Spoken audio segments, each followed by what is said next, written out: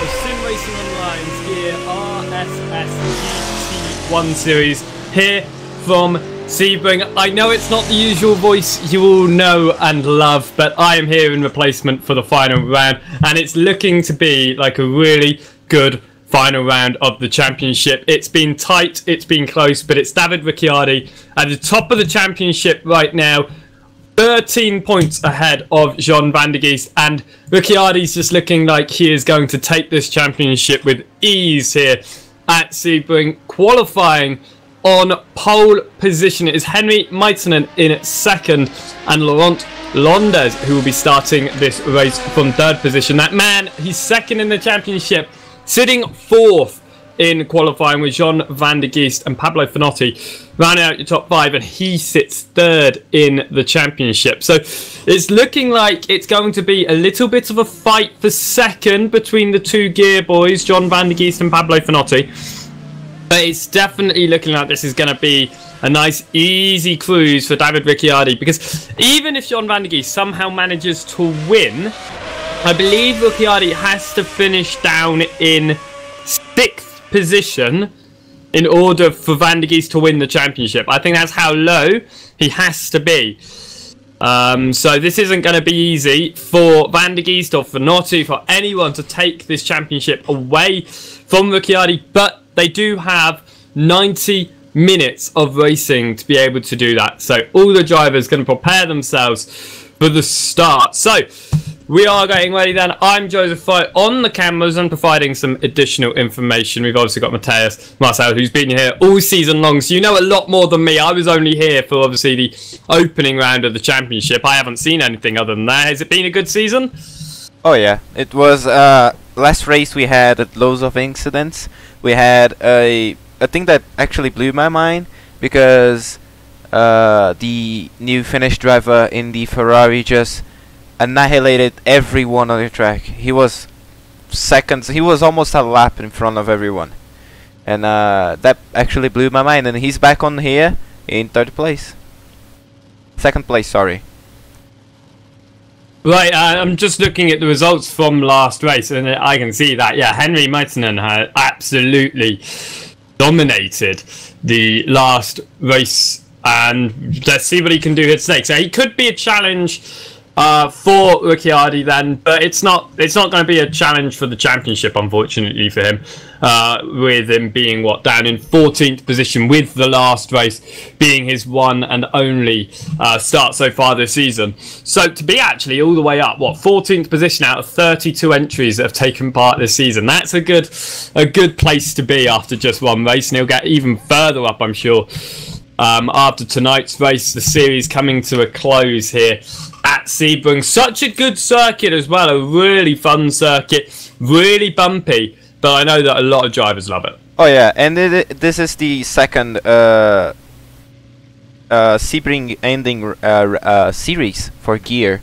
We had the multi-class endurance series, which finished in Sebring, and now the RSS GT1 series ending in the Sebring International Circuit. So really it's been a really good place to end off our season, as the drivers preparing themselves to get off of the starting line. And I will see if we can find ourselves down onto the track. We are away. Drivers are flying through, if I can find my cameras, up towards turn number 1.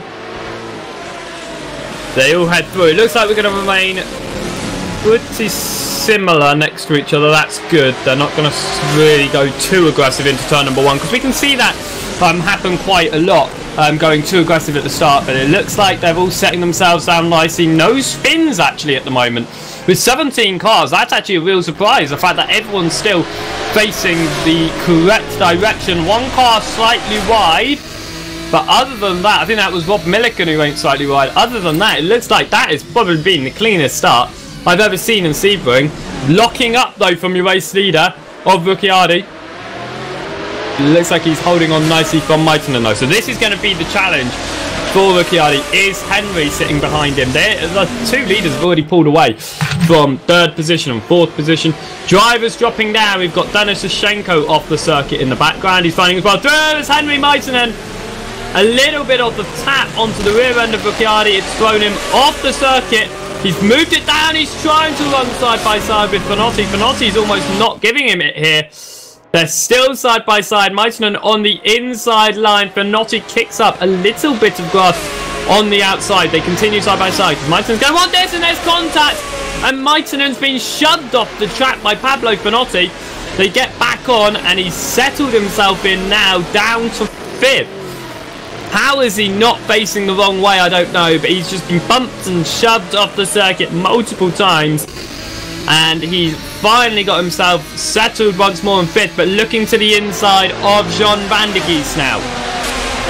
Up towards the final turns. That inside line easily hits. Van der Gies not able to do anything onto the entrance. Is he going to try to get the position back on the exit? You can see that tighter line in the middle of the corner. It's not going to work out. So Maitonen's going to hold on to 4th position, but Ricciardi has got over a 2-second lead at the front of your field after your opening lap of the race. It certainly shouldn't be that much, but it started with just that little bit of contact. Finotti looking to find a way past Rondes for P number 2. Has a little bit of a look out of turn number 1. Certainly wasn't going to work. But it looks like most of the field stepping themselves into formation now.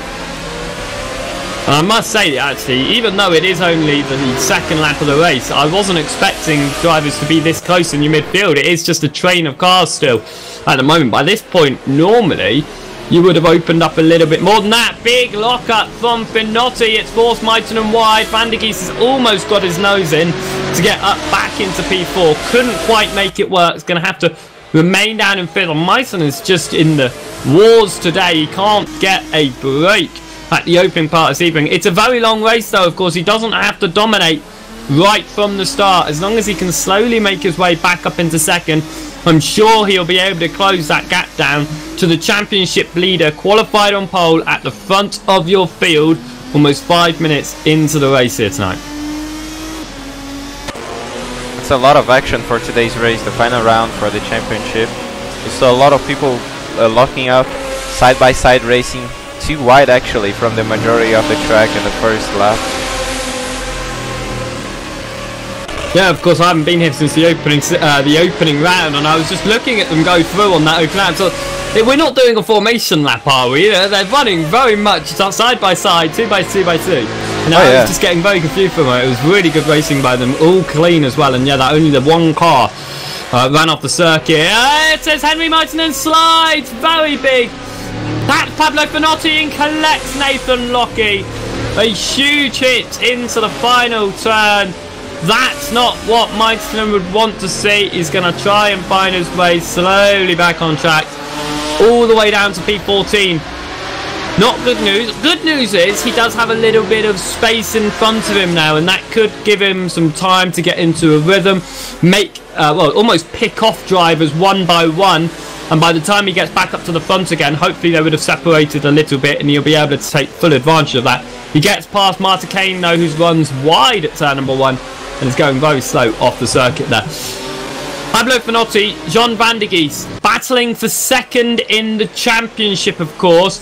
Currently, it's Finotti who leads Van der Gies 3rd to 4th.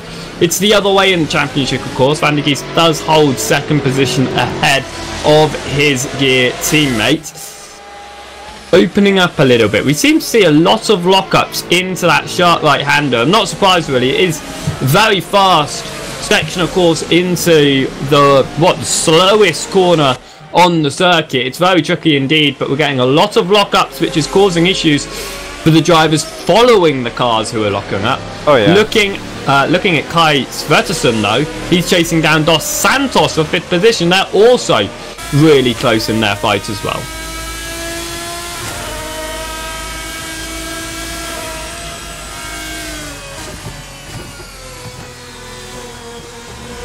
Both of them running identical machines, I believe, as they're coming through, locking up from Svertersson. And actually, it is a lot of locking up. I'm surprised. When I was here doing the India race, at the Buddha International Circuit or something like that, we didn't see much locking up.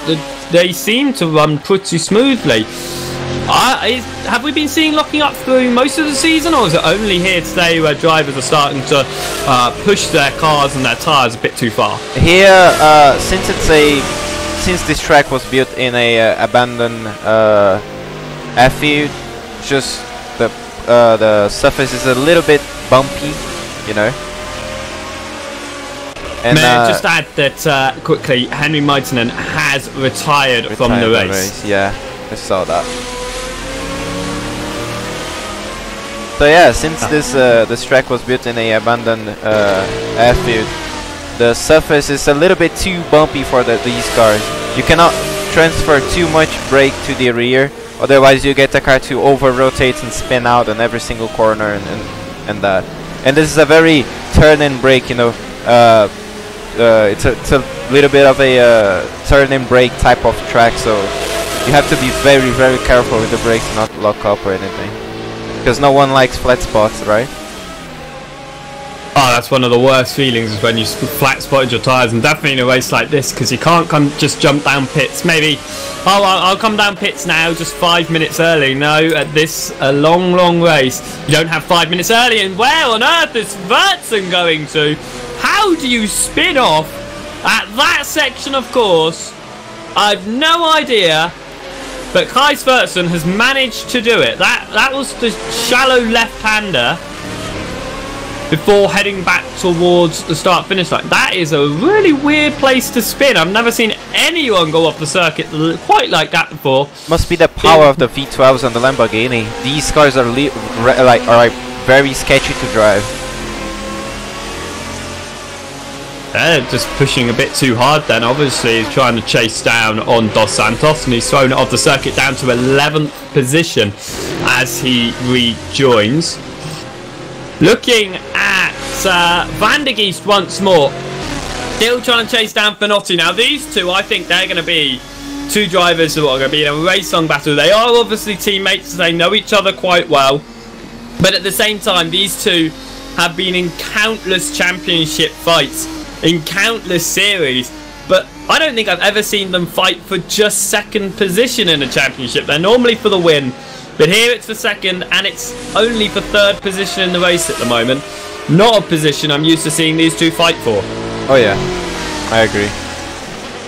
But they are doing it anyway. They're about 1 second off of Londes, who would be a P12. Rob Milliken is falling down the order. Yep, he's facing the wrong way in his number 23 machine. Gonna find his way back on, doing it very safely, remaining off the circuit until he gets his car the right way. He's gonna pull back on, but all the way down in P15. The only driver behind him is Lackinen, who sits 55 seconds down. Yeah, he's only just coming out of the final turn. He is quite a way down, as Milliken's actually gone around again. Not doing too well here at Sebring, obviously, for Rob Milliken. That's a real shame. Hopefully he'll be able to get it to the end, though. Sometimes these races are about perseverance, and if you can get it to the end, you'll be able to gain 3 or 4 positions from drivers who have given up. And that's one thing that I've learned as a driver, is just persevere. If you make a mistake, if you crash, don't worry about it. If you need a pit for damage, get back out and track and just sort of scrape up whatever positions other people are throwing away. Oh yeah, especially in longer duration races like this one, which is 1.5 hours. If you can just like drive your, not 100% of your car's capability, but 90% of your car and stay on track, you should be able to gain a couple of positions at minimum. Yeah, that's definitely. Sorry, I just looked at David Ricciardi and his time was showing as grey, and I thought, 1 minute, does that mean he's off the track? And no, that's just because he put in a not a personal best lap as he came across the line. There, I was very confused. I just thought he'd thrown it away. He hasn't. He's in fact leading the way by over 4 seconds ahead of the rest of your field, including that Londes, and then the fight for third position going on between Finotti and Van der Geest. I think that's our closest fight, and probably our most important fight that's going down on track. But I say fight very loosely, of course, because Van der Geest is yet to actually make an overtake attempt on Pablo Finotti. He closes up, and then he just drops back off again. Oh yeah, and you can see that Lista is just a machine around the corners. You know that the American V8 of the Celine is awfully fast on the straights, and it gets the power really down to the circuit. But you can see the power of the Lister around the corners with its downforce. Indeed, this fight is. I think this is going to go for a race long, and I don't think either of them are going to be overdriving their cars, because both of them know that we've still got an hour and 18 minutes to go in this race. We're not even 15 minutes through yet. These drivers are at the very start of the race.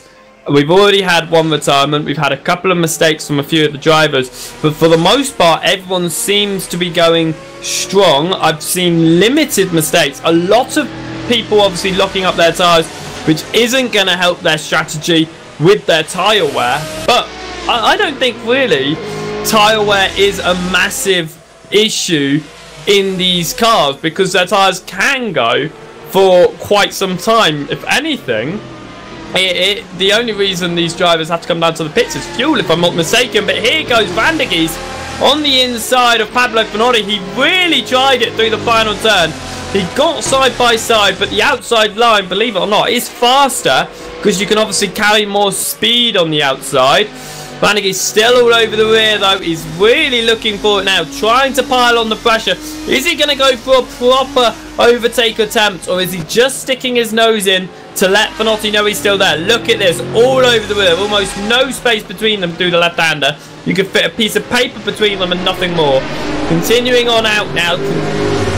And this is just absolutely great to watch, because they're so close and so clean. Will we see some side-by-side between the two of them?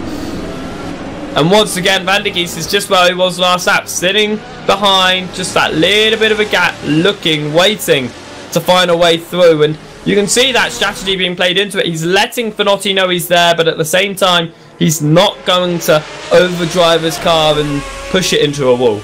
Oh yeah, he's with the endurance racing mentality there. He's just not overdriving his car, not doing 110% the capability of her car, but just letting know your opponent, actually his frenemy actually, Finotti on the same team, that Van der Geest is right there. If Finotti makes a mistake, Van der Geest will bite it and he will overtake it.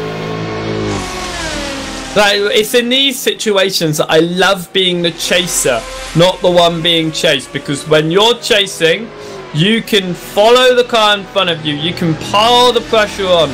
When you're the car in front, you're paying so much attention to your mirrors, trying to figure out what the car behind you is doing, that it can distract you. You can just break that, even just 2-3 meters later than normal, and suddenly you've either gone too wide or you've locked up, and that, as you can see, just open an opportunity the Van der Geest definitely will take if it is there. Finotti doing his hardest there to cut into the inside line to defend from Van der Geest, knowing what Van der Geest did last lap. And I think that is one way that John's putting himself in Pablo's mind, as he's trying to basically make, oh look, I can make the move here, so I'm going to make you go defensive as possible and always choose a different line and sort of distract him into making that mistake. And that's always the problem with being the driver in front. You are more susceptible to being the driver who makes that mistake.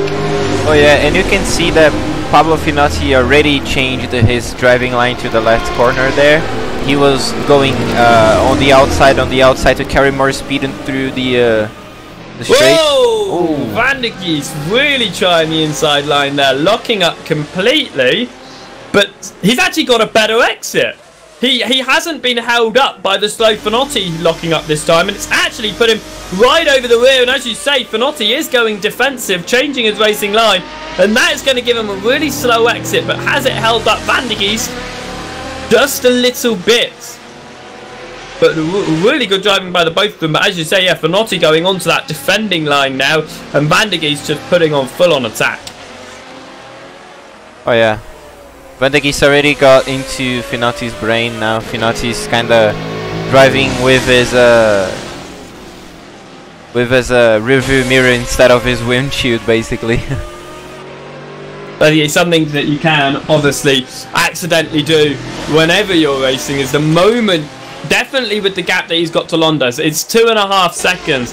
He's no longer looking in front of him, he's looking behind him, and it's one of the worst things you can do in racing, because you start to miss your braking points, you start to change your racing line, not purposely, sometimes not even just to go defensive, just because it's a mistake. And Pablo Finotti has ran wide there. It's going to give Van der Geest a really good opportunity to get the slipstream all over the rear now, heading up towards turn number 1. Van der Geest goes to the inside line there, side by side. Finotti backs out of it completely, allows Van der Geest through, and now is it Finotti's turn to get into Van der Geest's turn. And one thing that everybody knows about John Van der Geest is a really careful driver with multi-class around traffic, with the same class on the track around the opponents. He's making a move not too risky but not too careful. He's just paying attention to your opponent, making the moves as the mistake goes and around. And you can and everybody that races with John Van der Geest, that already raced with John Van der Geest, knows that he's a really careful driver, and you won't see him crashing very often. We've got a stopped car actually in the middle sector. Jari Lackinen, yeah, sitting down in 16th position on the edge of the track. It's going again. It just rejoined the track. Well, he's not really rejoined at the moment. Now he's rejoined. It's very weird, but he is now what, a lap? He's a lap off your leader. He's got a few cars behind him who are going to be coming to lap him as well. Hopefully he doesn't cause too much of an issue there. But we do have some battles going on in the midfield whilst we're looking down the order. We've got Williams and Rodriguez. They're about 0.3 of a second between each other for 8th and 9th position. We've just had a position change actually. Ashenko's just made a mistake as Svertsen goes back on. Svertsen obviously trying to recover from his major slide from 6th position. You can see way back there Jari Lackinen just turned his Viper around, gone into pits. I think that's a I think he gave up on the racing. Yeah, I think we may see a DNF from there from Lackinen.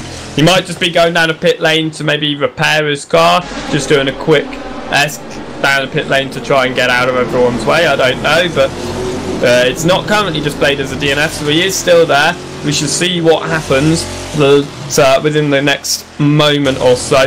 Rodriguez is still trying to chase down Williams. The gap's opened up a little bit. We've also got then that battle between Ashenko and Svertsen, about 0.3 of a second. Van der Geest has pulled away from Finotti massively. And now in the back of seconds between them. Only 1 second difference between him and Lons now. Lawrence, let's put into Londres is what, 6.5 seconds off of Ricciardi. Van der Geest closing up on that. Might we see Van der Geest start to close up on Ricciardi at that time? I mean, we've still got well over an hour for him to be able to close up that gap. But do you think maybe, because remember, if Van der Geest wins, it's not going to happen, but Ricciardi has to finish in 6th or lower for Van der Geest to win the championship. That's if he wins the race. Oh yeah, but you know, as team mates, Van der Geest will have the bragging rights against Finotti. That is very true. Oh yeah, those two are still fighting obviously for that championship, and if I look at the points between them now, what, there's 8 points between them, and at the moment there's 3 points between them in this race alone. So 33 points for Van der Geest and 30 for Finotti. So really, I don't think Finotti's going to be able to pull back that that championship second position, no matter what, because him and Van der Geest, even if they finish side by side in this race, they're not going to be too many positions apart. And I think this second position in the championship probably going to go to Van der Geest. But it's been a fantastic season between the two of them, and for it to be so close at the end is what you like to see between the teammates. Oh yeah, and you can see Van der Geest and Londes. Van der Geest just completed a 2-minute lap. Londes was 2 minute 1 second actually, and Van der Geest is a overall second faster than Lons. I think he can catch Ricciardi because he's lapping consistently 2 minutes after, you know, lap after lap, consistently 2 minutes flat. It is very close now between Van der Geest and Alonso, as I was saying. Van der Geest moves to the right slightly. That's going to place himself in the mirrors of Lons. He now knows, so Lons knows that John Van der Geest is right behind him. Is that a back marker ahead? Yeah, I think that's Rob Milliken. No, not Rob Milliken. Okay. It's Matikainen. I was going to say, because the gap to the leader is 7 seconds, and I really thought that was not 7 seconds. That looked way too short. The back marker just spun out. Yeah, he did. We also see Svertsen down pit lane, so he's not having a good race after that spin, of course, from him. That's quite an early pit stop. He can make it to the end from here, surely, though. Oh, yeah. Right. So, I think that's a very early stop, but at least it's his stop out of the way and done as we watch this fight then. For P number 2, Van der Geest going to try and make himself prominent in the mirrors. Very different racing lines there. Van der Geest trying to go as smoothly as possible, and Lons trying to do as tight a line as possible as they get up towards the final turn. Here goes Van der Geest to the inside. Bit of a slide, but he holds it very tight on the inside. Continues through, and Van der Geest is into second position. That was such an easy... Once he got into third, it was so easy to catch Lons, and now up into second. It's just so smooth. Let's see what he can do. Can he start to close the gap between himself and the championship and race leader of David Ricciardo? I think so. Looking at the times, looking what Van der Geest is doing, I know he's a sucker for the track because he loves Sebring. And he's been consistently faster than everyone else in Sebring on LMP2 cars and RSS GT1 cars. And I think so, yeah. If Ricciardo makes a mistake or two, Van der Geest will be able to close the gap. But yeah, we shall see it. We shall see indeed. Obviously, it's still a long time left in this race. An hour is... whenever I do a race that's an hour long, I always count it off via 15 minutes. It's like, oh yes, 15 minutes is done, but a 90-minute race, the longest that's actually I did was the multiclass races, and that is a real killer. 90 minutes is a very long time, especially when you're just on a rig. Of course, when you're in a car yourself, time flies. Like when you are just driving yourself, I've done a few races in real life, and yeah, time just flies. You just don't. It just sort of, you don't take any notice to it. Your time's just up so quickly. But the moment you get down onto the rig, a lot of the time, because it isn't the same feeling as racing in real life. It's as close as we can get to it, but it's not quite the same, and time doesn't quite fly by as fast. And I have to admit, definitely, with obviously all the HUD on screen, you can see every single second that's counting down, and that in my opinion, it's like a watch pop never boils almost in this situation. As you watch the timer tick down, it just feels so slow, especially when you're doing such a good race. You want it to be over quickly, but it's just not. And I feel that sort of situation. So it's when you don't run with any HUD and the time will fly by. I think that's what we will get from it. But of course, in certain situations such as this one, HUD is almost essential to know what's going on. Oh yeah, that's why when I race around any sim or anything basically, my HUD has only mirrors, and that's it basically. I use an app called Crew Chief. I think everyone knows Crew Chief as now. Oh yeah, everyone knows Crew Chief. And I drive on the cockpit view with my 3 virtual mirrors and the Crew Chief, because that's the closest I can get to real life racing, and the time passes really fast when you're driving like that. Indeed, I mean, I did I think it was a 50-minute race without any HUD whatsoever, not even virtual mirrors up, because I run with triple monitors, so I had the mirrors available to see on the triples. And yeah, time flies when you're in that situation where you're immersed within it. And definitely when you're in a good fight, when you're in a really good fight, time does fly by because you're just having so much fun and enjoying it so much. But the moment you just get out on your own, such as Ricciardo is, and has done since the start of this race, it must be going so slow for him. Oh yeah. Knowing that he's just got to get round another hour. He's done half an hour, but he's still got another hour of trying not to make mistakes and just remain consistent out in front. That's why when I don't really dominate very often, but when I do, I just back out a little bit. You know, I do like a couple of like 5 chill laps. You know, losing a second and a half to 2 seconds a lap, and wait for the second place to catch me and do that stuff, so I can have a engaging fight and having fun while racing for real. 2 drivers who are having an engaging fight out on track. We've got Kruger and Ashenko, 11th and 12th position, just a couple of tenths of a second between them as they head into the final turn. There also is Lockie and Williams. They've started to close up, but this is the 2 drivers I want to look, is 11th and 12th, because they are so close, and Ashenko is just looking for a way through. Both drivers weaving a little bit out of the final turn. Lackinen looks like it is definitely going to be a DNF for him. It is, as lock up for Ashenko as he looks for the outside of Kruger. Can't quite do it. Gets back onto the racing line. Kruger going defensive almost into the next turn. They've all sorted themselves out. Ashenko looking to make himself known in Kruger's mirrors, goes right to the inside. I thought he was going to go for a move. He definitely didn't. That was smart, smart for him to sort of place himself where he did. Almost scared Kruger. It certainly scared me. But fantastic fight between the 2 of them, and Ashenko's definitely trying his hardest. Did that sound like a snore coming through the microphone from you?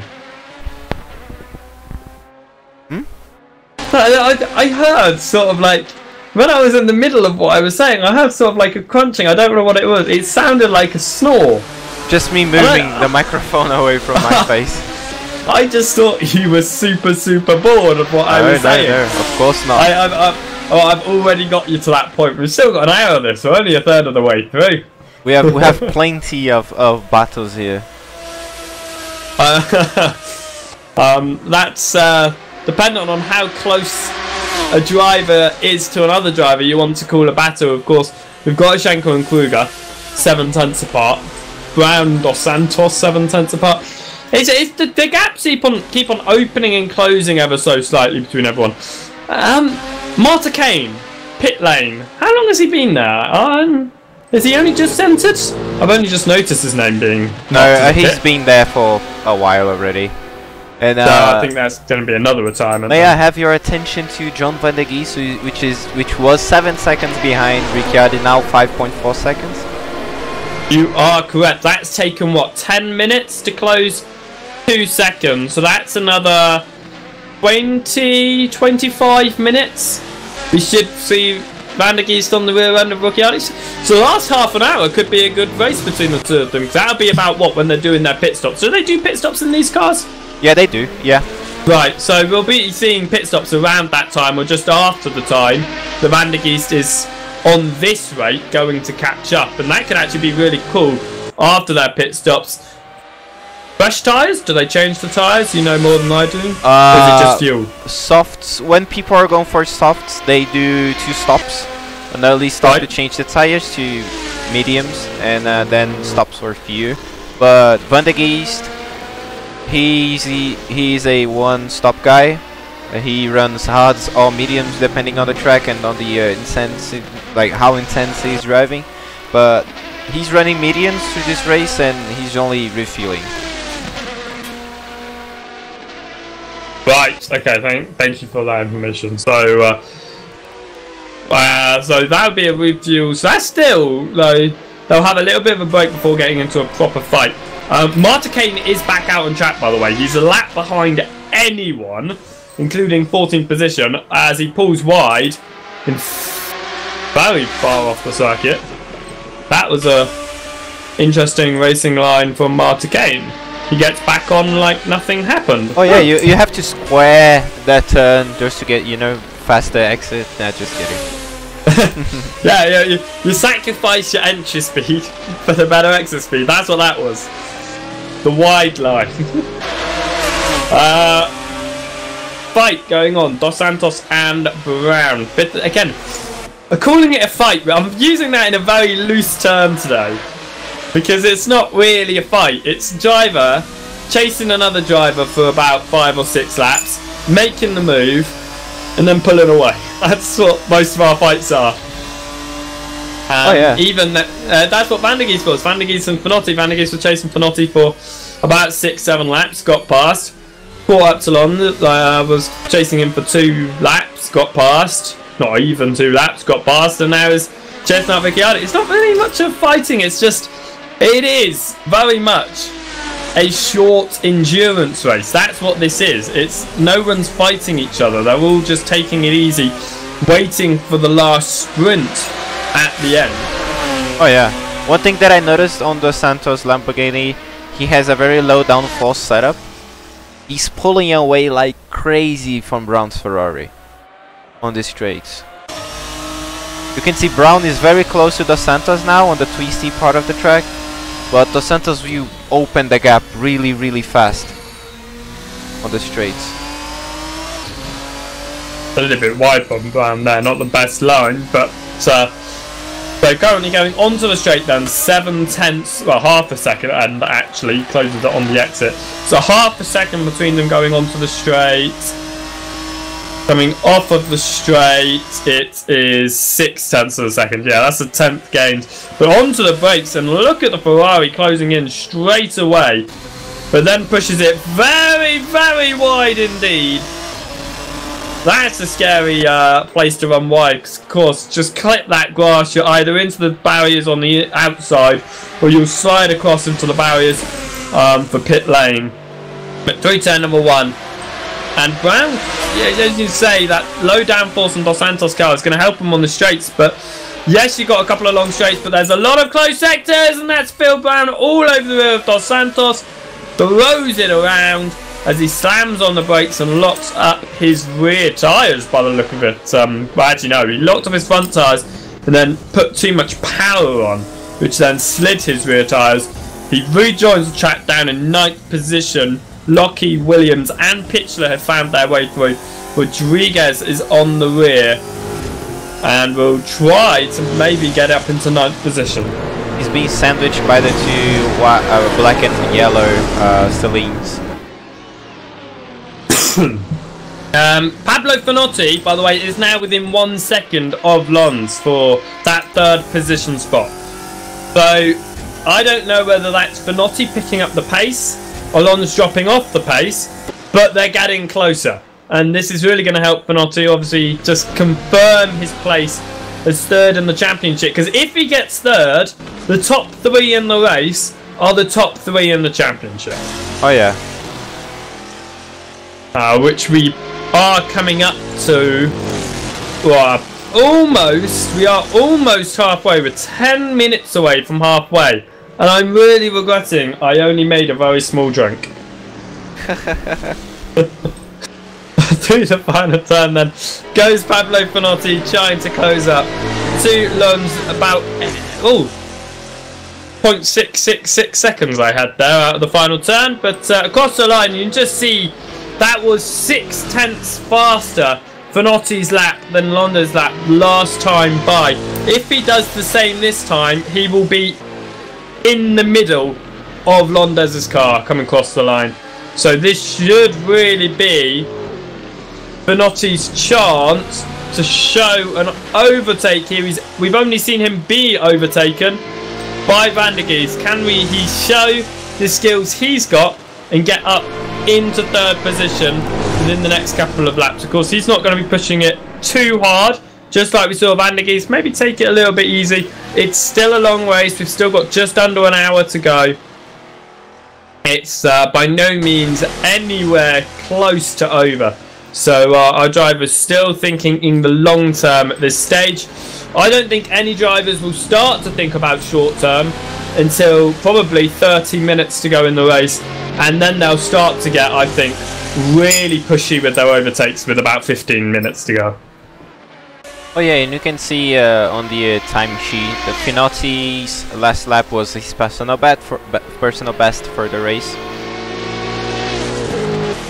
2-minute flat 0.6. But just showing how much he's pushing, trying to catch up to Lons. So it wasn't really Lons pulling off of his pace. He might have lost a little bit since the start, but I think it's more Finotti has really gotten to a rhythm here. And this looks like it should be, if he keeps up with this, a nice third position finish. And if we can get the top 3, the podium finishes in the race, the same order as we had the championship results, that would be an absolutely fantastic way to end off the season. But of course, not going to place any bets on it because anything can happen with 53 minutes still remaining in this race. Cross the line comes Lons, cross the line comes Pablo Finotti to go on to yet another lap here at Sebring for the final round of the SimRacingOnline RSS GT1 Championship. Look at John Van der Geest, 3.4 seconds behind Ricciardi. He just shaved 1 full second from his average. That's absolutely fantastic by Van der Geest. He is really pushing hard up front then. And even with Ricciardi obviously trying his best to go as fast and smoothly as possible, just not able to match Van der Geest's time. And that's going to allow what could be a fight for the win. And of course, like I said, Ricciardi would have to finish 6th or lower for Van der Geest to even have a chance of winning this championship. No matter where he finished, Ricciardi had to finish 6th or lower. And I don't think that's going to happen. So really now it's not a race for the championship. It's just basically a race to end the season. Can he end it with a win, or will he end it with a 2nd position? That's what the Van der Geest is going to look at this. It's no longer for the championship. That's almost handed to Ricciardi with such a dominant season.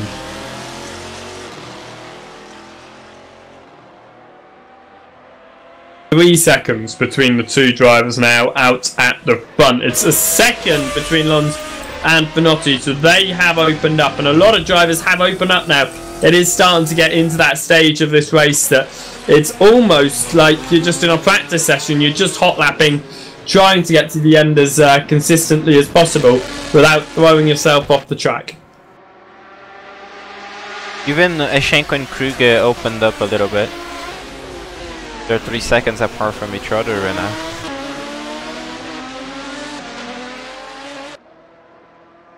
Ashenko, who is the mighty Russian. We all know him from the I forgot the name of the track.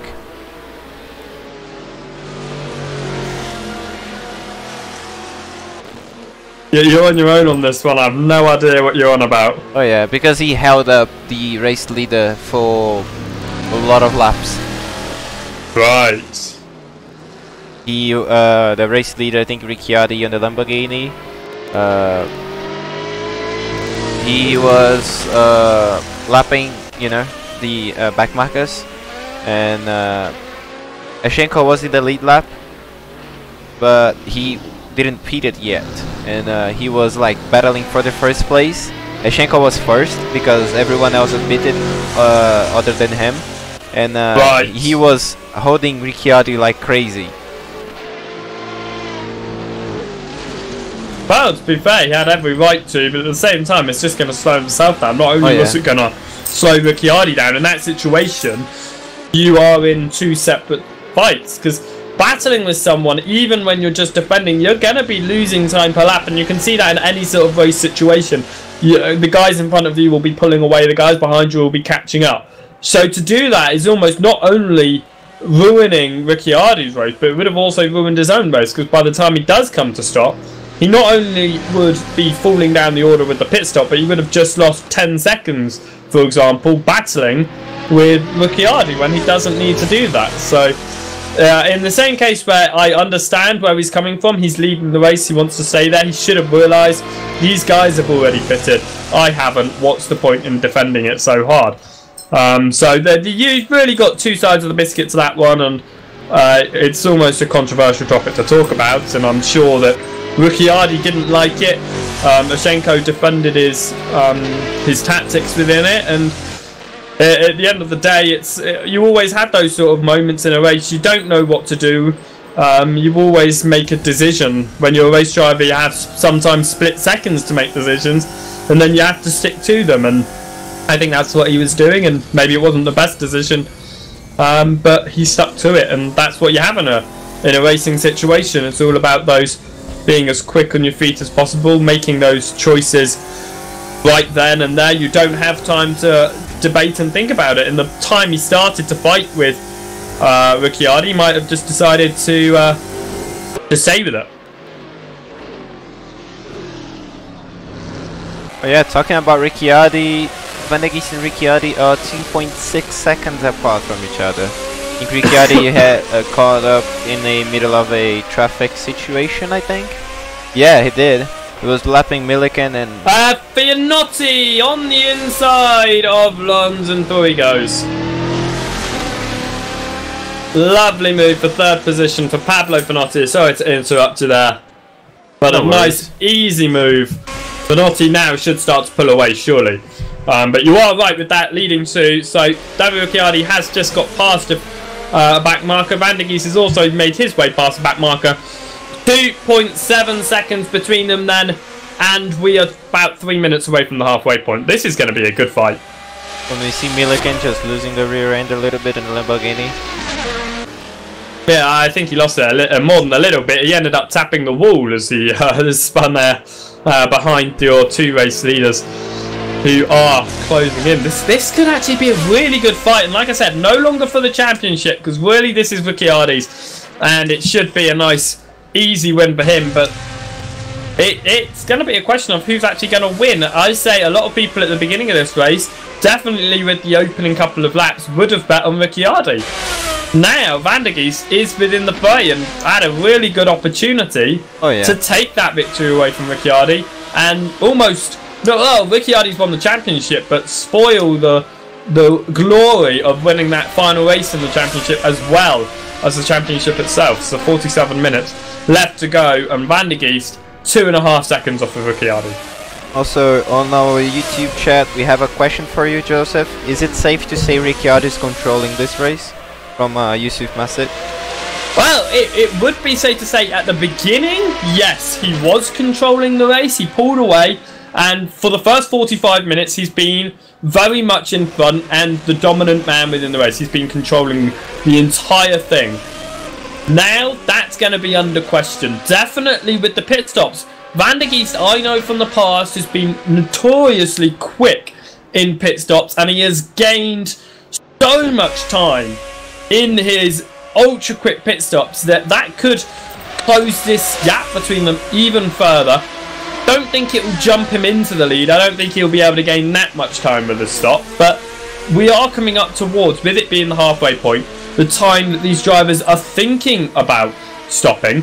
Not entirely stopping anytime soon, I don't think, from Van der Gies, because I know that Van der Gies normally runs his fuel literally until it's on fumes, and then comes down pit lane to fill as little as possible. So I don't know how far these cars will normally go in the race, but I know that Van der Gies will push into the end of that. Other drivers, however, we're already seeing a few drivers down pit lane. I think I saw Pitch to come down pit lane. Martin Kane is back down pit lane. He's been there for a little while again. So it is that point where now strategy is coming into play. What's going to happen between Ricciardi and Van der Gies? But no, Ricciardi at this point is no longer controlling this race, because Van der Gies is definitely showing the pace and the prowess to take the lead off of Ricciardi within the next quarter of an hour. And we know Van der Gies likes to prolong his fuel to the less, drip of, fuel.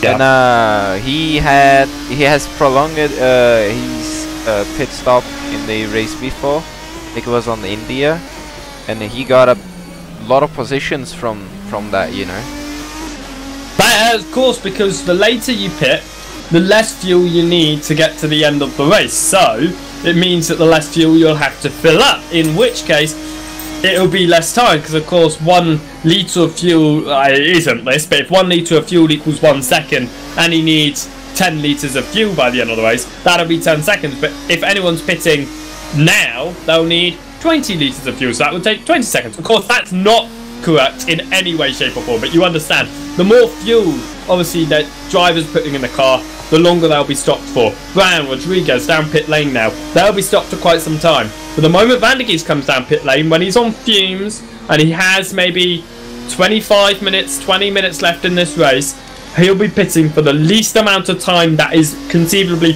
possible to get to the end of the race, and that will give him a really good opportunity. And definitely with the fact he's just closed the gap to Ricciardi to about 2 seconds now, and I've seen some back markers ahead going through the final turn, so this could get interesting when they come up to the back markers. How are they going to do? Are they going to jump out of the way, maybe find their way down pit lane? No, they're both down pit lane now. That is early, and Van der Geest has completely closed the gap onto the pits, really late on the brakes there. Look how close they are. Who's going to get the quicker pit stop? I'm surprised they're both down at this point in the race. I think Van der Geest chose to come down pit lane because Ricciardi's come down pit lane. I don't think that was on his original plan, but they're at a stop. Who's going to come out in the lead? Because they basically came into the stop neck and neck. Londes also onto the pit stop. Binotti is leading the way. Dos Santos now into second. Third position goes Lockie. The driver's still at a standstill in pit lane. Where is it going to be? Ricciardi over John Van der Geest? Oh, we know they've given up with the race and just walked away from their rigs. Oh yeah, pretty much.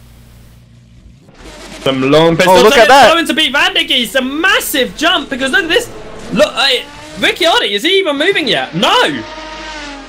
Ricciardi is still at a standstill. Now he's moving. That is an extremely long pit stop. Van der Geest has got net first position. He's in 4th in this race. Ricciardi rejoins in 8th position. What a jump by John Van der Geest. But look at this 3-car battle that's going on directly in front of Ricciardi. That now he's got a... Oh no! Ricciardi's thrown it off the track. Ricciardi, that's not what he needs. A long pit stop and off the track. But that 3-car fight, look at this. I'm going to have to watch this because it's... Kruger's pulled out a little bit, but it's Schenko leading Londes. Londes is quite far down. He also did a pit stop, didn't he? Yeah, he did. So Londes jumped Ricciardi as well in the pit stop. So I think he overtook Ricciardi when he got off track. No, he came out ahead because these 3 cars were ahead of... Yeah, these 3 cars were ahead of Ricciardi before he went off the track. Oh, so that must be like the slowest stop of Ricciardi so far. So that wasn't... Well, Van der Geest did get a short pit stop anyway, but it was actually because Ricciardi had an abnormally long pit stop. I think he put in too much fuel. Kruger and Schenko. Yeah, that's very much could happen. But at the same time, Van der Geest, we know that he normally pits quite late. Ooh, it's side by side between Londes and Kruger there. This is Londes on the right hand side, inside line of Kruger. Kruger doing a good job to hold the outside there. They're continuing to stay stubborn on the straight. What is Kruger doing? He moves to the middle, hits Londes. Londes has now lost the time. What on earth was Kruger doing? He's just completely shoved Londes out of the way. As Dos Santos comes down pit lane, Londes breaks early. Kruger runs wide. That's the way to make the final corner work. And through goes Londes. I don't know what Kruger was doing, but he's decided to come down pit lane now. Binotti still out on track, out in the lead. But yeah, back to what I was saying. Van der Geest, of course, he normally pits quite late. So that jump into the pit lane that he's just done, could that be an accidental underfuel of the car? Maybe, because he wasn't going to pit this early and it's just caught him off the guard. Not too sure, but we'll have to see what plays out. That could be an underfuel from John Van der Geest. Not something I'd expect from him, though. Or a little bit of an overfuel for Ricciardi, who knows? I know John Van der Geest is a really good driver, saving fuel, saving tires, doing his strategy. And he's proven that he can do crazy stuff to win a race. And we shall see it. That only time will tell, basically. Exactly, the time that will tell is 40 minutes, because that's what remains on our clock, as we are 50 minutes into this final round of the series. Vanotti is into the pits from race lead. Of course, he was in 3rd position before your leaders pit. Where will he come out? Because he was ahead of Londes before his pit stop. Will he come out ahead of Londes, which will place him in 2nd position, well, net 2nd position, because Lockie stays out. And if he can place himself in net 2nd position, that's a 1-2 for the G.E.A.R boys, and that's exactly where they'll want to be. Of course, Vanotti would want to beat Van der Geest and try to get that 2nd position in the championship, but again, it looks like the top 3 in the championship pretty much solid, and it's just a race now for the race instead of the championship. What's going to happen though? Vanotti's still at a stop. Van der Geest goes across the line, nice and easy into 2nd. Where is Londes? He's coming up towards and coming through the final turn now. Is Vanotti moving? No, he's not. Now he is. But Londes looks like he's actually going to jump as well. So it looks like a long pit stop for Vanotti. Londes is going to go into net 2nd position. Vanotti's out in 3rd. Now that driver you mentioned before that was holding up your race leaders, Ovashenko, he's doing it again with Londes. And Ricciardi, I must add as well, because Ricciardi is back in this now. Dennis Schenko is holding up the 2 drivers behind him. And this cannot be helping him in any retrospect, because he is losing a lot of time running abnormally different lines to usual through here. But it is currently a 3-car fight with Schenko, who's not pitted, Londes and Ricciardi, who have pitted, and they are in net 2nd and 3rd position.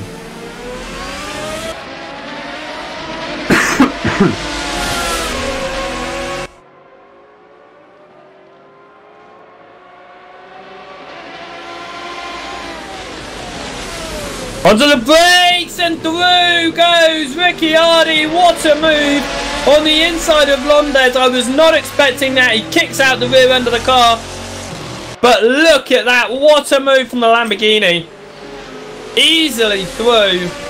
And is now going to try and get his way past Schenko as Lockie's come down pit lane.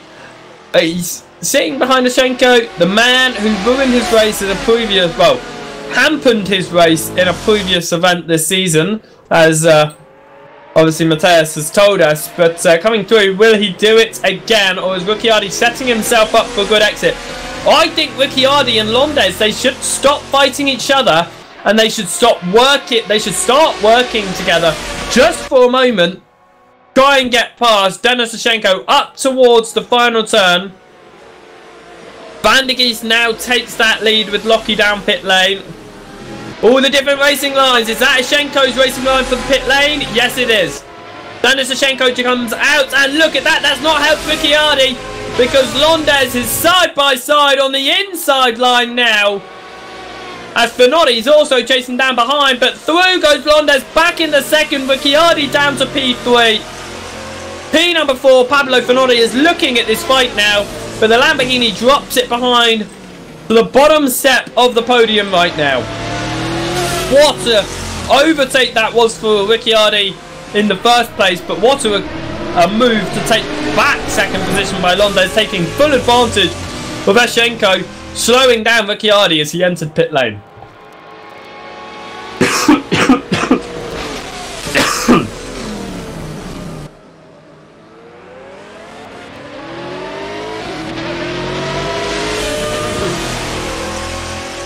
As we are coming up to the final 3rd of this race. 35 minutes on the clock, and here, look at Ricciardi's going to go for the smallest move possible, but he locks up the right front, that's the word, there you go. Here comes Fanotti, goes through, big slide for Ricciardi, he holds it, only just. What on earth has just happened? Has David Ricciardi almost thrown away his championship? Let me just remind you, if Van der Geest wins, Ricciardi has to finish in the top 5. He's just thrown his position down to 4th. Granted, he's got 14 seconds to the next car, He's got 22 seconds to that 6th position, but he's just really hampered his opportunity to stay in front. I'm just going to double check the points here to make sure that that's everything. 13 points between them, and 13 points is 40, take away 13 would be 27, would be 26. 1, 2, 3, 4, 5, 6. Yes. Okay, so if Van der Geest does in fact win this race, Ricciardi has to be in the top 5. He's currently 4th.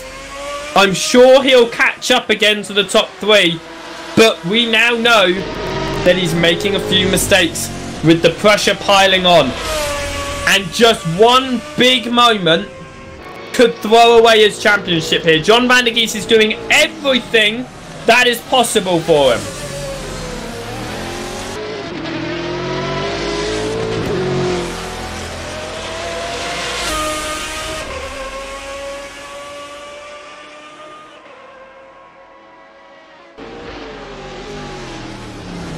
Nine-tenths of a second between Londes and Finotti. It's going to be back to that fight again. So they'll be wanting to fight. I'm sure Finotti will be wanting to get into that 2nd position. But at the same time, he's not going to want Ricciardi to catch up. And definitely not Finotti, because Finotti knows with Van der Geest in the lead, he's definitely not got 2nd in the championship. But he could really help his teammate take the championship win here. Just defending Ricciardi, maybe piling him into a pressure, into a big mistake. Of course, Ricciardi should know this result is good enough for the championship. He's gonna want something better, you know that. In a racer's mind, you don't think, oh, I only need 5th position to win this championship. In a racer's mind, you think, I want to win this race and the championship. Oh yeah. And on the YouTube section, sorry for interrupting. Andrew Williams says Dennis ahead of Davide. Start recording smiley face. Everybody knows Dennis already.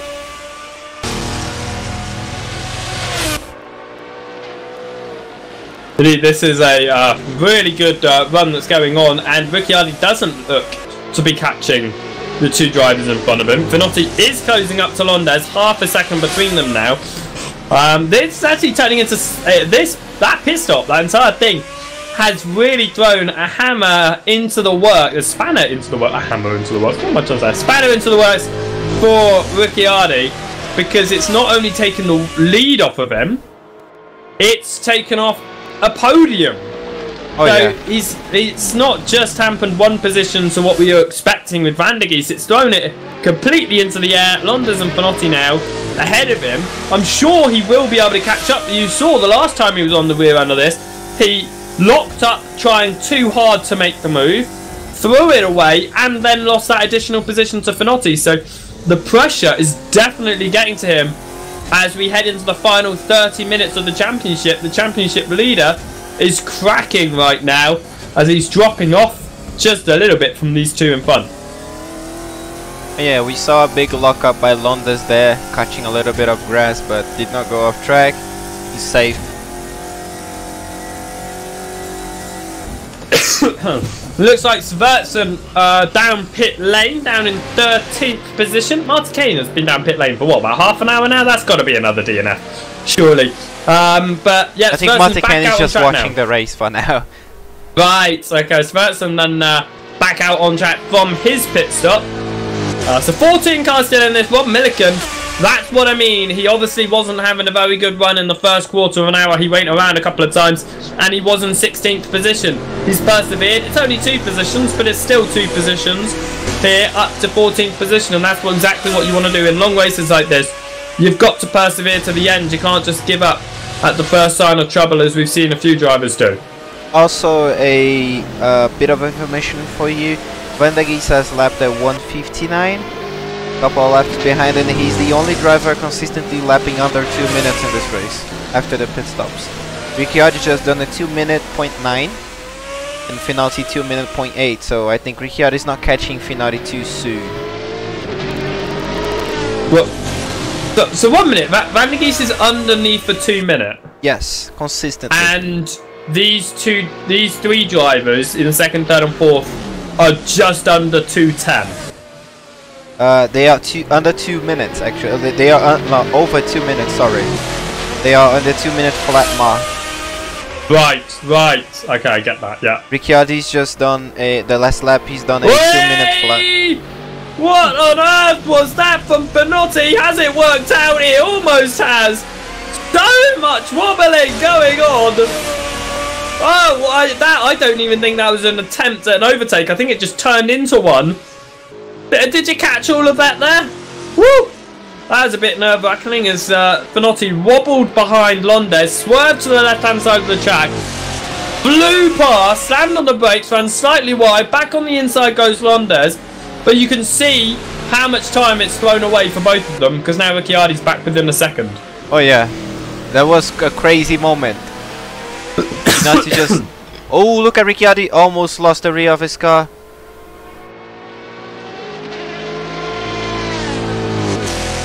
Beneghi's backing out a little bit. Just on a 2 minute 0.3 second. 2 minute 0.3. Ricciardo is a real racer and he'll be wanting to win, but at the same time, I don't think he's caring anymore. I think because he knows he's got a consistent big gap of 16 seconds to the guy behind, I don't think he wants to get close to the two in front because he can see what's going on. And if he risks getting close to those two whilst they're fighting, he risks crashing and throwing away the championship. So I think, even though he's a real racer, like everyone here who'll be wanting to take the win no matter what, at the same time, I think he's now, with his mistakes, and the fact that he has almost thrown it away a couple of times, I think he is just going to go for the... Ultimately, the 4th position. Yeah, it's not the best way to finish the season, but 4th position is enough for a championship, and he'll win the championship by about 5 or 6 points or something like that, which is still enough to win the championship, of course. Oh yeah, I've been in Ricciardo's shoes many times. I used to go-kart race, and in a endurance 3-hour race, I was in the championship lead.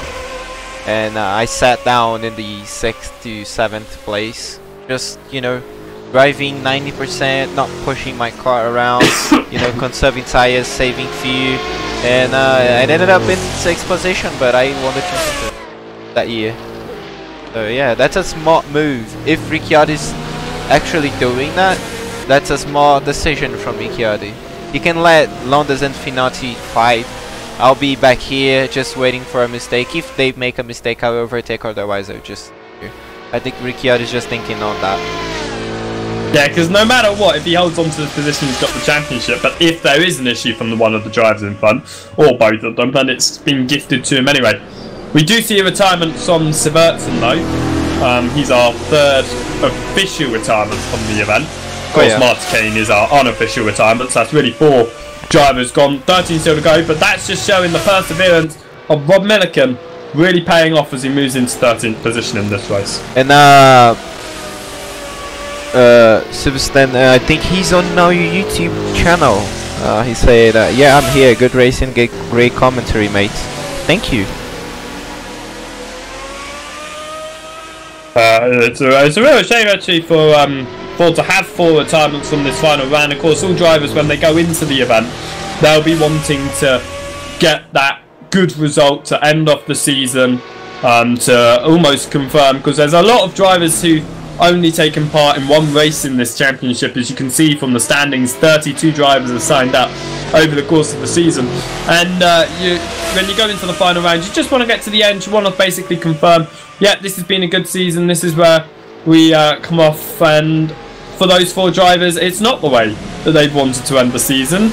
It's not the strongest way. It's not it's almost an embarrassment of a way to finish the season, but at the same time, it's been a fantastic season.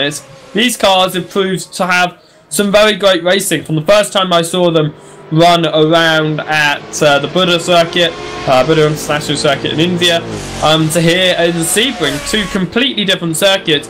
They just look beautiful, and the drivers, these aren't easy cars, so the drivers really are showing a lot of skill by getting down on the track and doing 90-minute races. So it's a shame that we've got a few retirements, but at the end of the day, the fact that we've still got 13 cars running is proving that we have got a lot of drivers with skill, and it has been a fantastic season. I can't wait until the next G.E.A.R series, whatever that may be, because I took part in the multi-class series. Half of the season, unfortunately, I had to miss, but I took part in the multi-class series, and now I've been here for a couple of rounds in this. And the G.E.A.R series have always provided, every race at SimRacingOnline provides awesome racing, but these G.E.A.R series, just fantastically chosen cars, fantastically chosen tracks, and it's just such good racing, and I can't wait to see what the first 2019 race will be for G.E.A.R. Oh yeah, I'm racing in the BTCC a Factor 2 series every Thursday, and I'm thinking on just hopping on the SR8 SimRacingOnline with SimRacingOnline, the collab on the Audi TT Cup, because those guys are seriously very good, and that's the most fun I had in sim racing for a long time, racing the BTCC cars. Yes, I was meant to be racing the BTCC cars. I've signed up for the series, and I missed the first one, unfortunately, because I signed up too late. The second one I missed because I developed a chest infection and I couldn't race. So yeah, unfortunately, it's been a bit of a mixed bag. And it's always, when I sign up to a series, it's just like, I'm going to turn up for every single one of these races, and then something happens, and it's just like I get so frustrated. Definitely when I did the multi-class series, because I signed up and I wanted to take part in every race of the season, and that was my plan, and then family got in the way, unfortunately. One weekend, another weekend my computer had broken, another weekend I can't remember what it was, but I couldn't turn up to that last weekend, and it was just like, because I missed the race here at Sebring, and that was the one that I was really looking forward to, because the last race I remember doing was the Bahrain race, which, if you remember rightly, was my race-long battle with Andrew Harper whilst I was in VR. Oh yeah, you told me you were racing 1.5 hours in VR. You're crazy. Oh yeah, that was probably, that was the most fun race I've ever had. I've never had a fun race in VR before because I get severely motion sick in it. Yeah. But that was the most fun I've ever had, and Andrew did a really good job to fight me so well. And yeah, that's why I'm looking forward to the next G.E.A.R one, because no matter where I am, whether I'm in the commentary booth like here or down on track ourselves, I have no preference. I'll be in either one, but I love the G.E.A.R series. They are so much fun. Talking about VR and experiences and motion sickness, I was playing VR the other day on the rig, and I cannot race VR anymore. I don't know why. I get motion sickness like 30 minutes into a session. Oh, yeah. That's alright. I never used to like VR, so the reason I had to do VR for that race is because I'd ordered a GT Omega rig. It turned up, but the triple monitor stand that I pre-ordered on the day of release got delayed by a month. Ooh. Because they lost the shipping crate. So I didn't have triple monitors for a month. So I had to race on Oculus Rift because it's the only thing that I had that I could use my rig with. So that's the only reason I did a 90-minute race in VR, but it was the most fun I've ever had. And it's made me really look, because it was my brother's VR that I borrowed for the month, and it's made me really debate buying one myself. And one, because obviously he bought his years ago, so the one that I'll buy will be an upgrade and it'll be a little bit better. So I'm really looking at doing it, but they're not as expensive anymore, but they're still getting up there in price, and I will get around to it, but I don't do it anywhere near enough to warrant having a VR. Definitely when you have triple monitors in longer races, that's what you're going to opt for, and I love longer races over sprint racing. I never tried triple monitors before. I race on a single one, but I'm sure that triple are just really good. Well, I used to, when I first started sim racing in 2011, I was on single monitor. I then went on to PC, so I was originally racing with a little crappy wheel on Xbox 360, not really sim racing, but doing that for a few years. I then went on to PC in 2013, or getting, I think, 12 frames in Stock Car Extreme. That was my first experience of PC. That was a lot of fun. Then got onto a laptop, so I was getting about 30 frames. That was on a single monitor. And then, after spending maybe £600 total on sim racing, I went all out and spent about £1,500 on a whole new computer and wheel set and everything, triple monitors. And I improved so much. So from going, I think I improved about 4 or 5 seconds a lap average. Oh wow. Just by going from my crappy, it was a crappy wheel, but from the single monitor onto a triple monitor, because you can just see more. Yeah. And that's why I love VR as well. You can just notice everything so much better, and you have better peripheral vision, and you get better, you focus exactly where you want. And yeah, I've always seen the difference from the moment I go to a triple monitor from a single monitor. I can see the difference every single time. It's crazy. And a lot of the people who've watched me race on my old YouTube channel when I was streaming and developing my skills over the year, when they saw me go from single monitor to triple monitor, they immediately said that again, so much, and no, Londes is around through the final corner. He's thrown it away with less than 20 minutes to go. Finotti takes second, and Ricciardi, who, bearing in mind, dropped about 7-8 seconds off, now is looking at Londes thinking, I'll have a piece of that. I'll take a podium in this.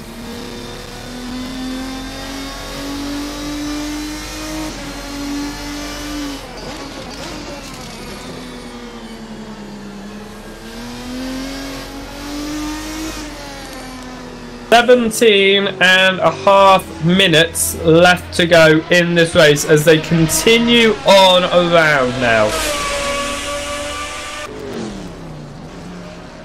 We're getting very close to the last part of this race. Bear in mind, they have been racing now for, what is it, 73 minutes? That's a long time. Oh yeah. And you can see the wearing down of the driver there from Londes, just making that small mistake. He was under pressure from Finotti anyway, but just threw it that little bit too fast into the final turn, and it can happen to anyone, but unfortunately it happened to the man in second. He is still holding on to that podium, but Ricciardi, I think he's going to go for this. I don't think he's going to hang back from this, because he's no longer got to think, oh, but Londes and Finotti are fighting, they might come together. He's now got to think, there's just one car.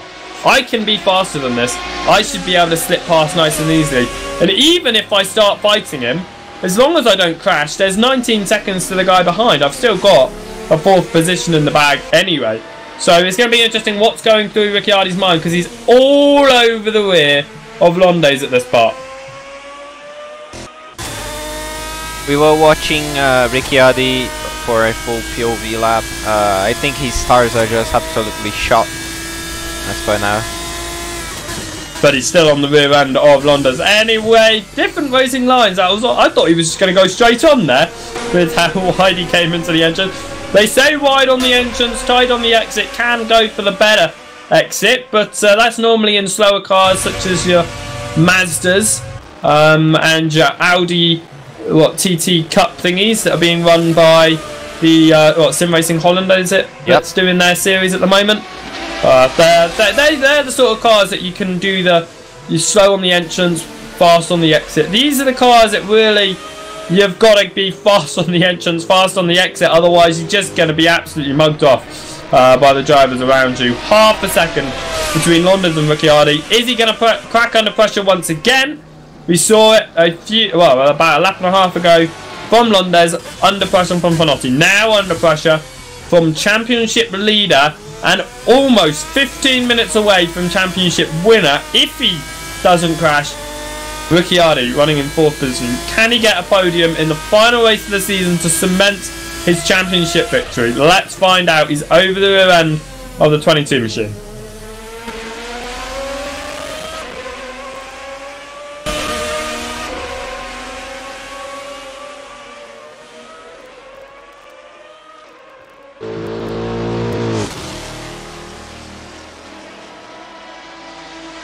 Looks like Ricciardi don't want to attack Yeah, I'm not too sure what's happening here. It's maybe he saw that mistake obviously earlier, or he knows that mistake happened because obviously Londes is now directly in front of him. Do you think he's just waiting behind instead of pushing and risking an overtake? Just stay there and force Londes into a mistake to allow him to just sort of glide by.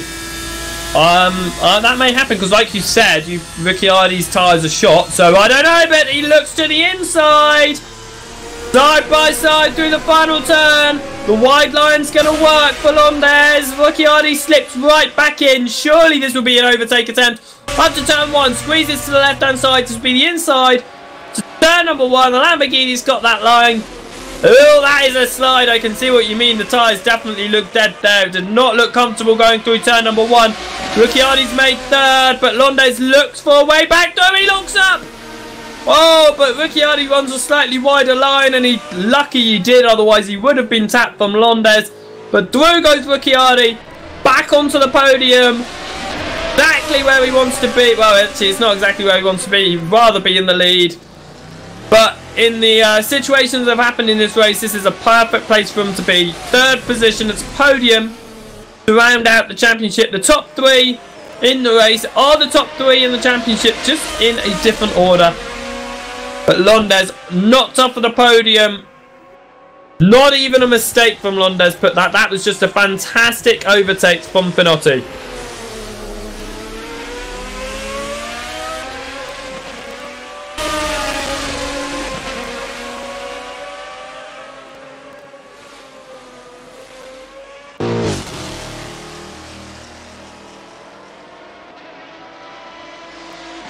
We're getting into the final 12.5 minutes of the race. It's been confirmed that if Tony Talvisi wins the lottery, we're all getting racing rigs. I'm looking forward to that.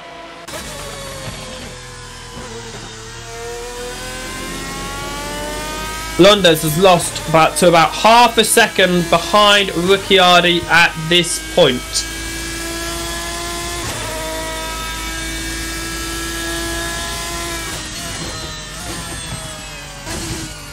Into the final corner they go. We're getting close to the end, and drivers are very far apart from each other now. The only 2 drivers that are close to Ricciardi and Londes. Obviously, just been that overtake, so not expecting any more changes here. It looks like now it'll just be drivers trying to make it for the last 11.5 minutes, just without making a mistake. That's a lot easier said than done, of course. They'll keep around the circuit. Into turn number 2 goes these couple of cars, Ricciardi and Londes, 3rd and 4th. But it is Van der Geest out in the lead by almost 30 seconds. That is a big change from before the pit stops. First half of the race, obviously, Van der Geest in 2nd. And second half of the race, he's just leading by... what is that? That's a quarter of a lap he's ahead by. That's fantastic. Yeah. He was ahead. See, he was behind Ricciardi. He was 2 seconds behind Ricciardi before the pit stop. Now he's 36 seconds in front of Ricciardi. That's insane. That is being honestly. We have obviously on the pit stop was much longer for Ricciardi. He then went off track. He then went off track at turn 2 immediately after pitting.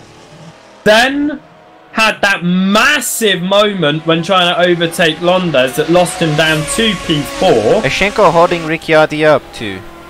Oh yes, Ashenko holding him up as well. He's not had the easiest second half of this race. There's a big wobble. As here comes Londes. He looks to the inside. Ricciardi says, nah, you're not going there. But Londes has still got the better exit to the right-hand side, and that'll be the inside line. Now, of course, you've said Ricciardi doesn't have good tyres. Does Londes have good tyres? Will he be able to make it work? Through the final turn, he's got the inside line. No, he doesn't. He's not quite got the overlap, but a big slide from Ricciardi. He keeps it going straight for now, but he's still got 10 minutes. I don't think that car really wants to be facing that direction anymore. This is a good fight for 3rd position. I don't think it's going to come to a conclusion anytime soon unless one of them spins.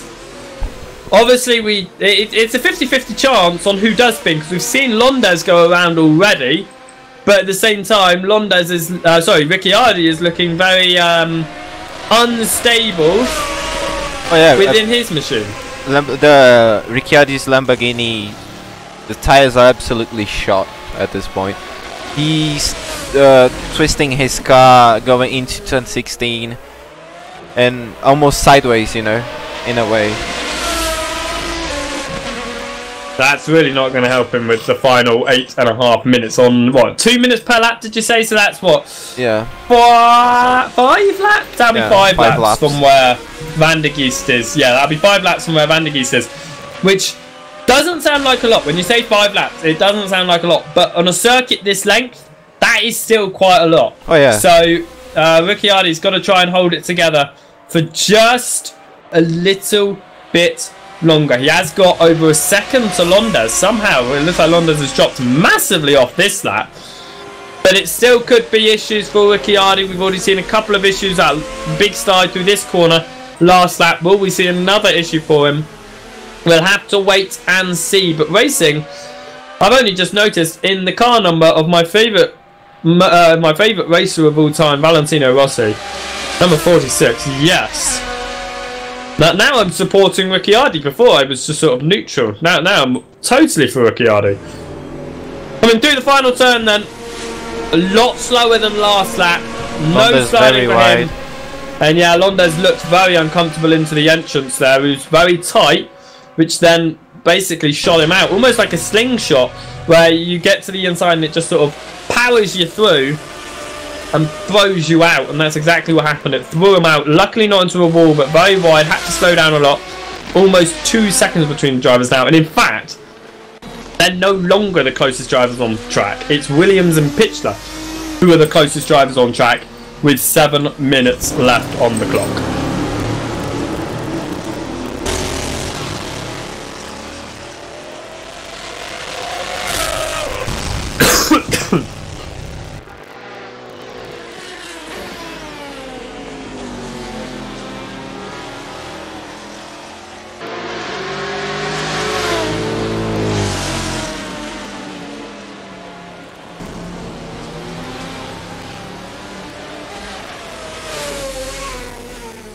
I think Van der Geest is almost putting like a challenge on himself to try and get the gap to 30 seconds before the end of this race, because it's at 28.9 right now. I know he'll be looking at that just thinking, I can get 30, I can get 30. Oh yeah. He'll just be challenging himself. He's just had such a comfortable second half of this race that anything will be interesting for him as it jumps very slightly into the 29 stat. Yeah. A 2:01 flat for Van der Geest. That's definitely dropping off what he was putting in earlier, as you were saying, the only man running underneath the 2 minutes consistently. Doesn't look like he's doing that anymore with the tyre wear. Yeah, absolutely. Let's see what Finazzi laps. Little lock up into turn 16 now at 29-second gap. Just for a little bit. I think he's going back to the 28. Yeah, 2:01.1. Definitely achievable, a 30-second gap. Ricciardi in himself is 10 seconds off of Finazzi, so it's not even like Ricciardi has a chance to get second in this. It's definitely going to be third. His best result that he can do, unless Finazzi throws it away or Van der Geest blows up at the front of the field. But it looks like Ricciardi, to be fair, it's going to be the championship. It is still going to be the championship, and a podium is no shabby way to do that. So he's had an absolutely fantastic season, and yes, this isn't the result that he probably was hoping for. Qualified on pole position, was running in first position all the way up until the pit stop stages, but I think he's still going to be happy with this result. On that 30, he runs a little bit wide, a little bit of a lock-up, but it's still been a really good season for him, and at the end of the day, it's still a championship victory, which I think he'll be really happy to have by his name. As we're closing into the final 5 minutes, Williams and Pichler are within 1 second of each other, so we might might have a little bit of a fight for 6th position at the end of this race. It's been a long time since we've had a fight anywhere outside of the top 4. But we might be having one here at the very closing stages of the race, trying to make every single second of this championship interesting. We're going to have a fight for 6th position with 4 minutes left on the clock for the entire season. Oh yeah.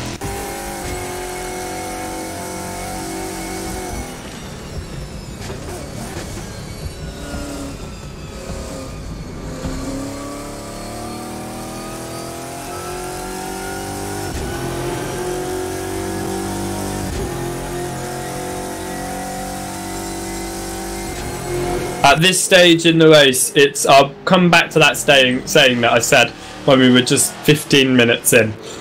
A watched pot never boils, and what that means is basically if you look at something or you pay attention to something, it won't go quickly. It will take very, very long. It's like an exam.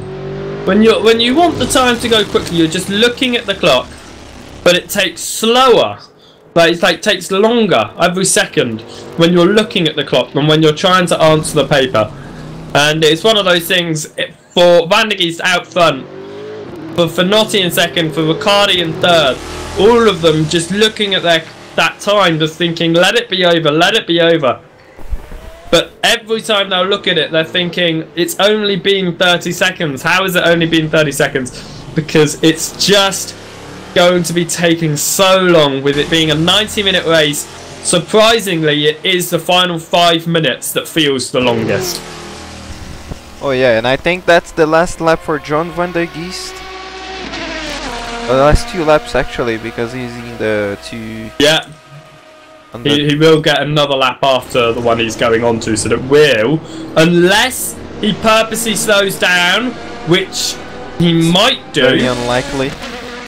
But if he does, which could happen, because he only has to slow down by about 10 seconds, which will still give him the win, this could be the last lap. Like you said, it is unlikely, but he might do it strategically placed across the lap, because at the end of the day, 1 less lap, he's confirmed the championship straight away, and it's sort of made sure that he can't throw it away with an additional lap.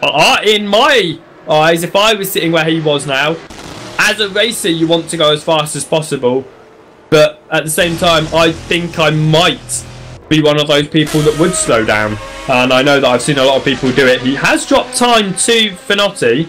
It's down to 27.5 seconds. Could that suggest that he is indeed slowing down? He's saving fuel.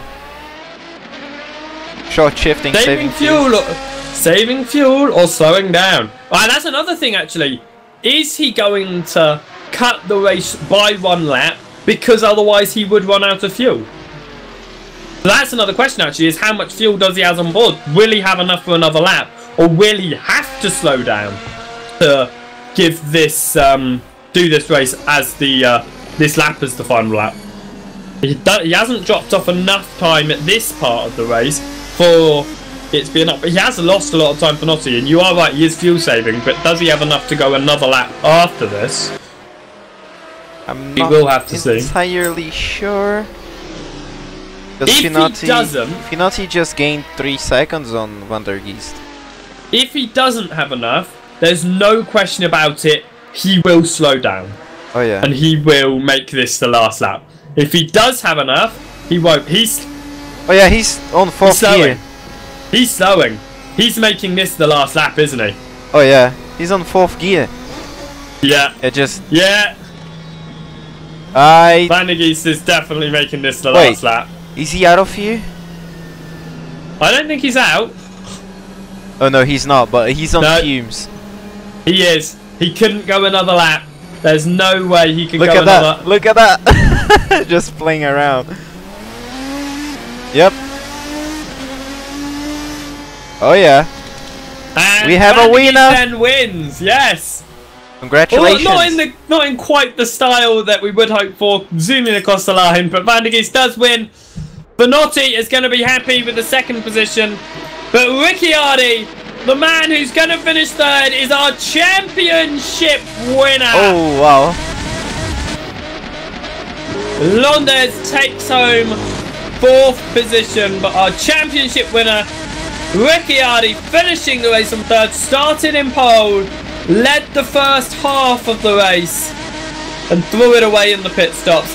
Nathan Lockie will take 5th position as he comes across the line. There is a 3-car fight going on for 6th position. I say fight, they're about half a second between each other each, but one mistake from any one of these cars and it could be a position change. Ricciardo is very happy, doing donuts and all. Dos Santos is going to take 6th, Williams 7th, and Pitchler 8th position.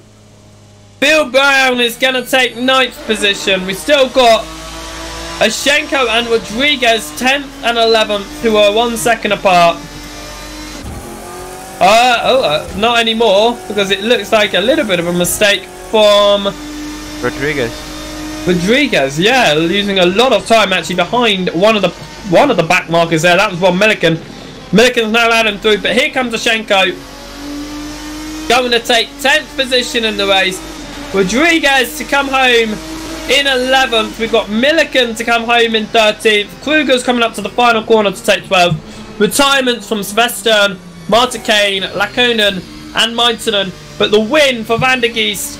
2nd position for Fanotti, but it's David Ricciardi who takes 3rd position and the championship here in the SimRacingOnline G.E.A.R RSS GT1 series. It's been a fantastic series for Ricciardi, and what a way to close off 2018 for the Gear series. I can't wait to see what is in store for 2019 with the Gear series. Absolutely fantastic, and congratulations to David Ricciardi. What a race, what a championship.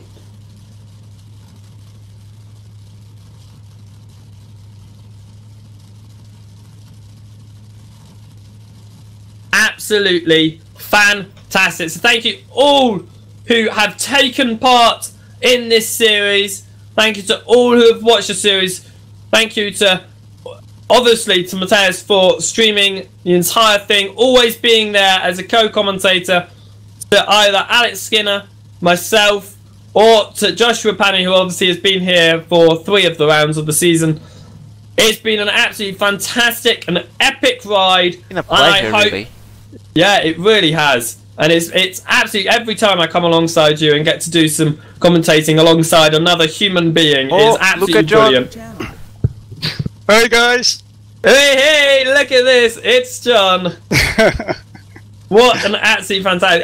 That was an amazing pit stop. The way that you were able to jump straight there from 2nd position. We thought we were going to have a nice little fight for the win, but there goes Ricciardi all the way down, and you just absolutely dominated the 2nd half.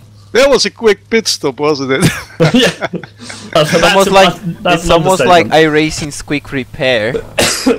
Yeah, but you know what?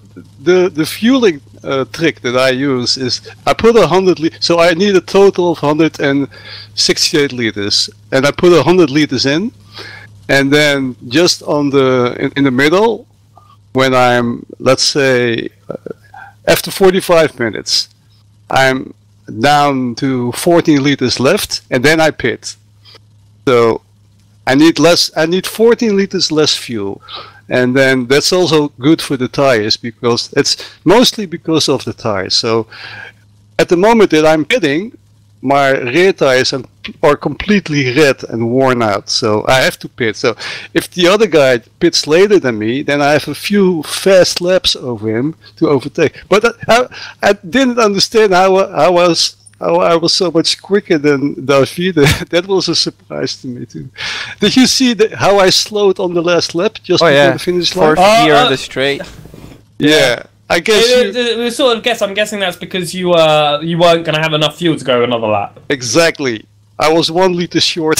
When you had that really fast pit stop, I was saying it could just be that that you did underfuel your car, and that would have been a worry, of course, come the end of the race. And then it turns out you had, but it was lucky you obviously had that 30-second gap in the end. Yeah, it was right on the edge with the refueling. I wanted to jump Davide, but I didn't expect me to jump him by so many seconds, so I was definitely short.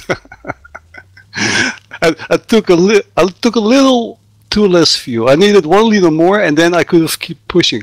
But I think it's maybe because I pushed so hard in the first stint to catch Davide again, and right when I was on this rear bumper, we both pitted. So, but I was pushing that car. I was redlining it all the way to the pit stop. I guess I burned a little too much fuel there. Well, it was actually when you came into the pit stop there, you closed from what was a 2-second gap down to being on his bumper, and there was a little bit of a discussion in chat about whether. Well, we saw that David definitely came to a stop before he entered pit lane. He came down to pit speed. Did you just use the Assetto Corsa technique of just accelerating to pit lane and let that slow down for you? No, and I knocked myself on the head for that, because I was all in the R Factor 2 mode, you know, because in Assetto Corsa, you all know, if you go into the pit lane, you can just drive through the other car. And I was all in R Factor 2 mode, so I jumped on the brakes as soon as I saw him slowing down so quickly, because foolishly enough, I was afraid that I was going to hit him in the pit lane. But then I remembered, oh no, I could have just floored it and jumped him even more. Yeah, well, that was in the heat of the moment mistake, you know. It was absolutely fantastic race, though, and it's been a great season. And I say that I've been here. Obviously, I was here at the start of the season. I'm here at the end of the season. I'm just so glad to be a part of it, because it was such an amazing championship. Is there any? Can we ask? Is there any indication of what the next G.E.A.R series might be? Well, the next G.E.A.R series is the Formula 1 1968 series, the classic Formula 1 series. That's starting in 25th of January, and that field is already full with 24 cars, so people are eager to drive that. Oh yeah, and I'm participating on that. Yeah, Matheus is also there. That's going to be absolutely fantastic. That's something for you, Joseph. It is something I'll have It's a handful to drive. Those cars are the most catchiest thing I ever drove in the entire you know, sim racing years. It's so fun. I absolutely love cars that are a handful, because when you can actually control them and you start getting a hang of them, it's absolutely amazing. So those cars are just like the F3s on our Factor 2, drifting machines. And you can drift them. That's the cool thing about those F1 cars. You can feel it in your force feedback how the car slides, and you can actually counter steer and catch it. You know, it's a really fun mod. Oh yeah. Can I ask? I saw that Davide became 3rd when lying 4th. What's the point situation? 165 for Davide, I think, and 162 I think he still won it, didn't he? Yeah. How much? 3 points. 3 points. And if he had become 4th? Oh no! Yeah. No, it was if you, because you won. 6 points. If he finished in 6th position or lower, you would have won the championship. Oh, so that was not an issue anyway. No, if you finished 4th, you still would have won the championship. Oh yeah. So you had to finish 6th or lower. I have to say, Davide was absolutely strong in this series. Oh yeah, amazing driving. And I really respect that guy for his speed and for his sportsmanship. He's a really clean and fast driver. And even though I didn't win the championship, I absolutely think that he deserves it, because he was so good all throughout this championship. So I want to say, grats Davide. An absolutely deserved win. Oh yeah. Congratulations. Absolutely top driver. Absolutely fantastic. And what a way then to end the season. So once again, I want to say thank you to obviously all the staff that went into organising this, and all of who've come in to watch, but of course to Matheus to doing the streaming and a co-commentary, to obviously Joshua Penny, who's been here pretty much every single round this season doing the commentary. And it's been absolutely fantastic fantastic series. I've loved it every time that I've been able to see one of these cars out on track. It's just beautiful, and it's been a fantastic way to end the season. So thank you all very much for watching. Thank you to John for jumping in here to have a little bit of a talk at the end of it. We will see in the next series, whatever that may be. So thank you all for joining here, the SimRacingOnline's G.E.A.R RSS GT1 series at Sebring. Thank you. Goodbye. To the next one.